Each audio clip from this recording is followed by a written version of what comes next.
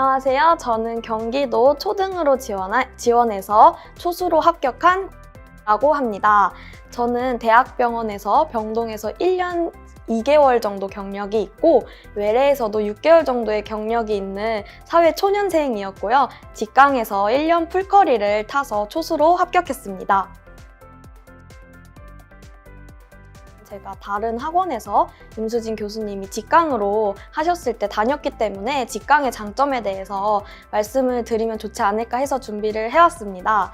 직강에서 저는 다른 선생님들과 1월부터 11월까지 다녔기 때문에 많이 친해질 수 있었는데요. 이 선생님들이랑 힘들 때 고민도 나누고 모르는 것도 서로 질문을 하면서 저도 많이 배울 수 있었다고 생각합니다. 그리고 직강의 가장 큰 장점은 교수님이 앞에 계시기 때문에 모르는 것을 바로바로 해결할 수 있다는 장점이 있다고 생각합니다. 저는 25년도 합격자였고 24년도에 합격한 언니를 알게 되었는데요. 그 언니가 대학교부터 이제 친했던 언니라서 제가 이제 임용을 준비한다. 어떤 교수님을 추천하고 싶냐라고 물어봤었어요. 그때 임수진 교수님은 보건 임용을 준비하는 대부분의 사람들이 수강할 만큼 굉장히 믿을 수 있는 교수님이라고 소개를 듣기도 했고 제가 12월에 합격 설명회를 여러 교수님을 다녔었어요. 근데 임수진 교수님만이 수강생들을 보면서 나는 이만큼 자신 있다라는 게 저한테도 느껴지더라고요. 그래서 이 교수님이라면 내가 믿고 1년 동안 할 수 있겠다라는 생각이 들어서 교수님을 선택하게 되었습니다. 정말 따스한 교수님이라고 생각합니다. 교수님이랑 저는 직강이었기 때문에 되게 상호작용이 많았어요.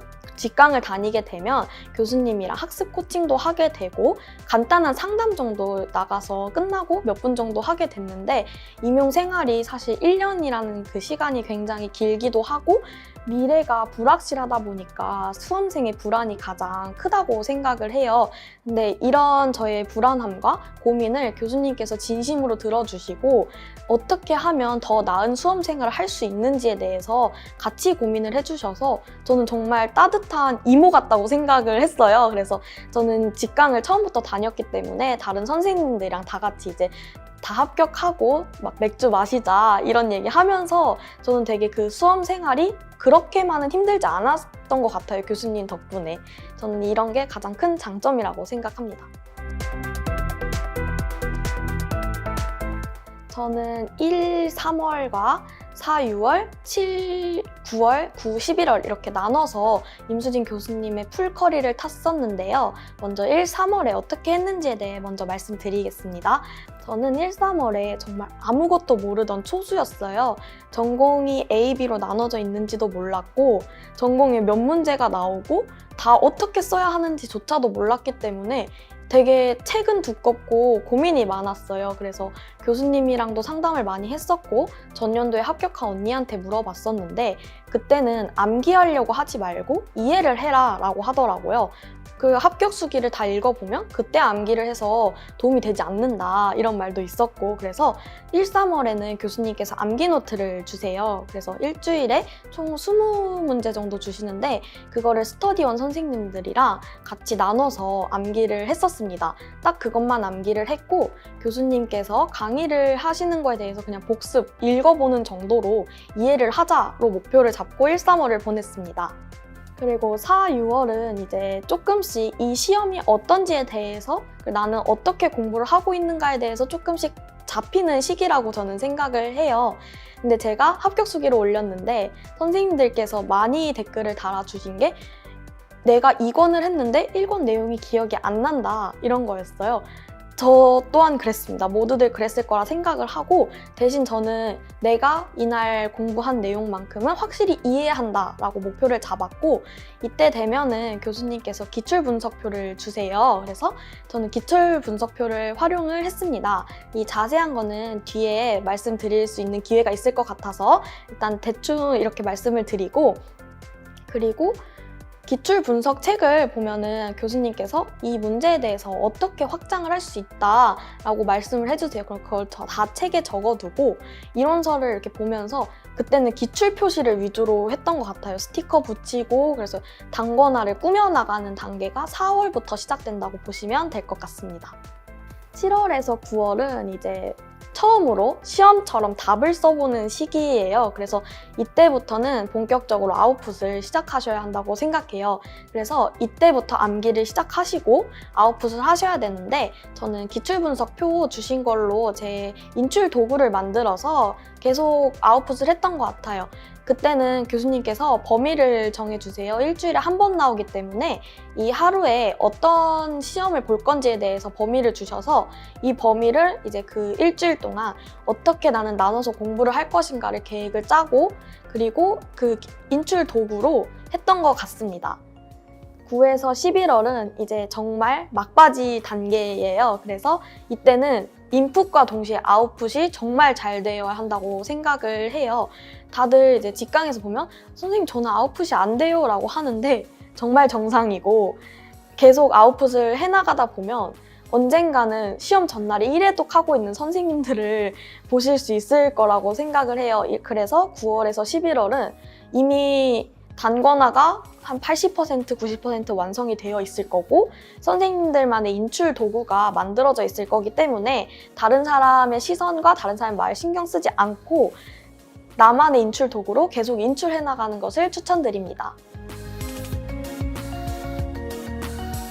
저는 제 노하우를 두 가지로 나눠서 설명드릴 수 있을 것 같은데 첫 번째는 저만의 구조화였습니다. 교수님께서 물론 청킹도 따주시고 구조화도 해주시지만 저는 장 독립형이에요. 교육학을 들으신 분들은 알겠지만 제가 스스로 구조화하는 걸 좋아하고 제 구조화대로 암기하는 것을 좋아해서 저는 그래서 1, 3월 상반기에는 정말 구조화하고 청킹 따는 거 위주로 했던 것 같습니다.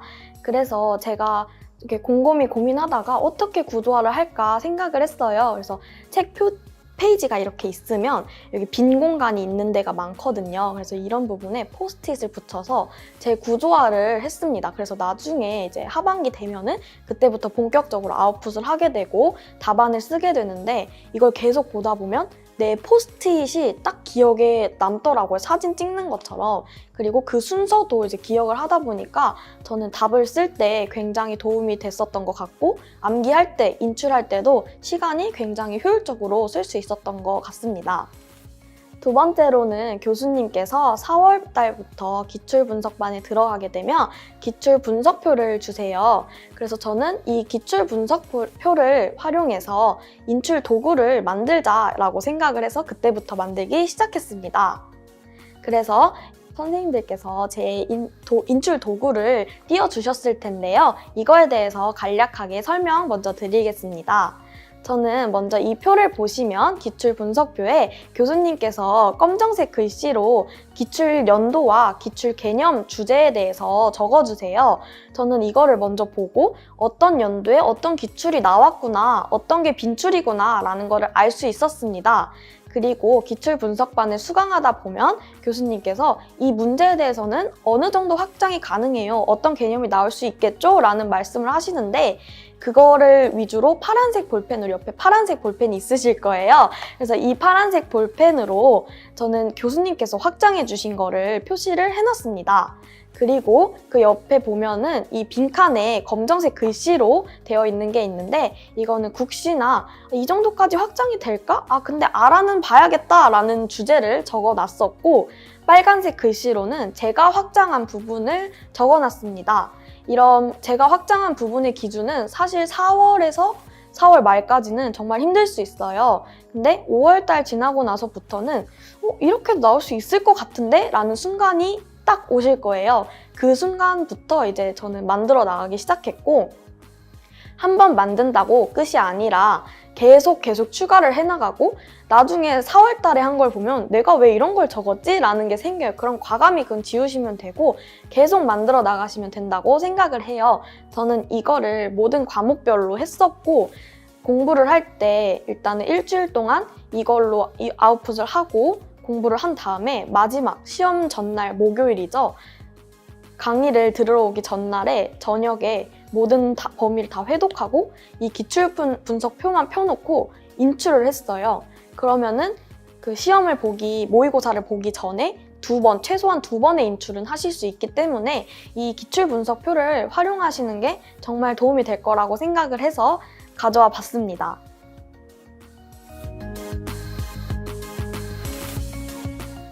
저는 1차 발표 전과 1차 발표 후로 나눠서 설명드리겠습니다. 저는 1차 발표하기 전에는 시험 다음 날 교수님께서 바로 2차 특강을 여셨어요. 그래서 거기 가면은 이제 미리 합격하신 선생님들께서 어떻게 준비했는지에 대해서도 설명을 드릴 수 있고 스터디원을 짜주신다고 하더라고요. 그래서 2차 특강을 갔었습니다. 그래서 거기서 4명의 선생님과 한 팀이 되었고 다른 선생님들 이야기도 들었었어요. 다만 조금 아쉬웠던 거는 경기 선생님은 없어서 저는 경기 초등을 지원을 했기 때문에 이 부분이 조금 아쉬웠다고 생각을 해요. 그래서 교수님은 이번에 경기 평가원 서울 다양하게 면접 특강을 준비한다고 하셔서 이게 아마 지금 준비하신 선생님들께는 2차 면접 특강이 굉장히 도움이 될 거라고 생각을 합니다. 저는 여기서 4명의 스터디원이 모두 다 초수셨어요. 그래서 서로 어떻게 해야 되는지도 모르고 어떤 책을 선택해야 하는지도 모르는 진짜 혼돈의 카오스였어요. 저 같은 경우는 작년에 합격했던 언니가 있기 때문에 이야기를 들어서 그 언니의 방향대로 한번 가보자 라고 생각을 했고 저희가 한 활동은 총 4가지였는데요. 첫 번째로는 사이다 책을 구매를 해서 문제를 풀어봤어요. 사람들이 이제 기출을 풀어보는 게 중요하다고 말을 했는데 저희는 기출을 풀지 않고 2025 예상 문제부터 풀었어요. 그래서 챕터별로 문제가 나눠져 있기 때문에 각자 5문제씩 풀어보고 발표하고 이런 식으로 진행을 했고 저희는 다 초수였기 때문에 처음부터 아웃풋이 되지 않을 거라고 생각을 해서 인풋을 위주로 해서 자기가 공부한 거를 설명하는 식으로 진행을 했습니다. 그리고 2차를 준비하시게 되면은 행복한 교육, 다시 학교, 시책 이런 말을 진짜 많이 들으실 거예요. 시책은 저희가 시험이 끝난 직후에는 그 다음 연도께 나오지 않아요. 그래서 저 같은 경우는 24년도 시책을 먼저 분석을 했습니다. 아마 다들 그렇게 하실 거고 24년도 시책과 25년도 시책이 크게 변하지 않아서 24년도 시책을 분석을 하고 우리 도에는 내가 지원한 도에는 어떤 걸 중점으로 보고 있구나 라는 거를 구체적으로 이제 알아가는 단계라고 생각을 해요.